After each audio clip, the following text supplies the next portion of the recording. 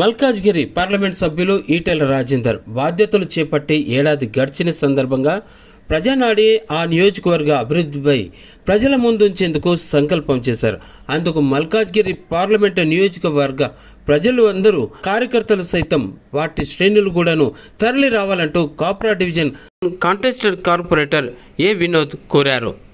అయితే నిరంతరం కృషి చేసి ప్రజల మన్ననలు అందుకుంటూ తన ఏడాది పాలనలో తన పనితనం ఏమిటో చూపించేందుకు ప్రజల ముందుకు తీసుకొచ్చే ఓ చిన్న ప్రయత్నం ఈటెల రాజేందర్.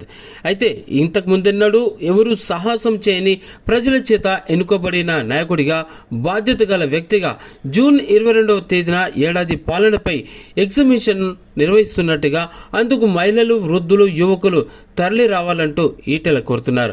ఇక ఈటెల అభివృద్ధికి చేసిన కృషిని ప్రతి ఒక్కరూ చూడాల్సిన అవసరం ఎంతైనా ఉంది.